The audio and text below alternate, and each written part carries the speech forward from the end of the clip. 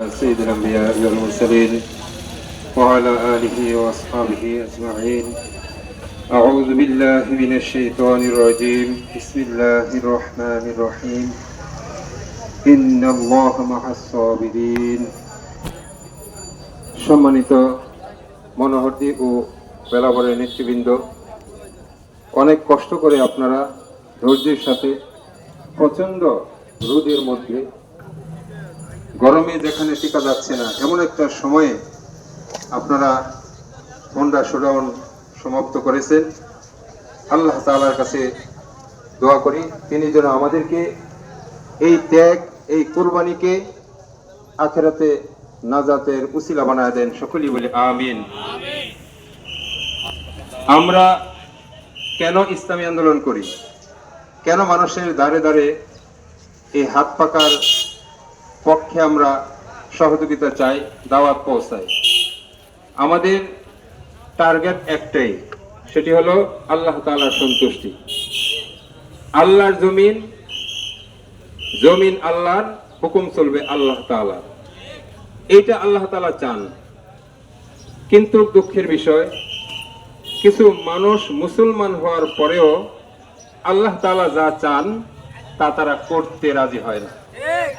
যার কারণে গত 53 বছরে একের পর এক শাসক পরিবর্তন হয়েছে, কিন্তু জনগণের ভাগ্যের কোনো পরিবর্তন হয় নাই।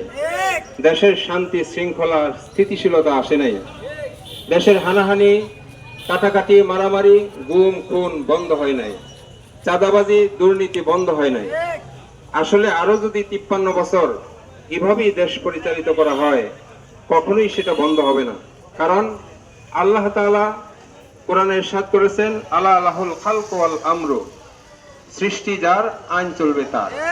যখন আল্লাহ তাআলার সৃষ্টি, আইন চলবে অন্য মানুষের, তখন আল্লাহ তাআলা সেখানে শান্তি দিবেন না? এটি স্বাভাবিক।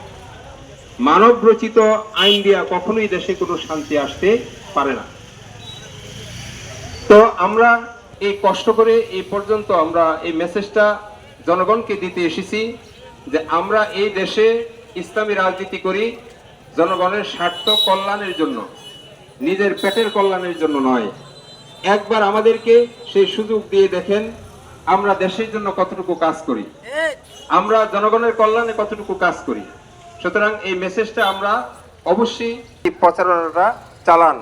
ইনশাআল্লাহ আগামীর বাংলাদেশ ইসলামের বাংলাদেশ, আগামীর বাংলাদেশ হাত পাখার বাংলাদেশ।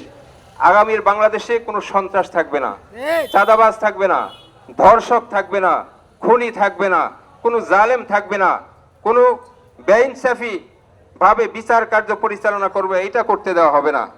সুতরাং আল্লাহ তাআলা আমাদের সকলকে পীর সাহেব হুজুর চরমনার পক্ষে অবস্থান নেওয়ার তৌফিক দান করুন। আমিন।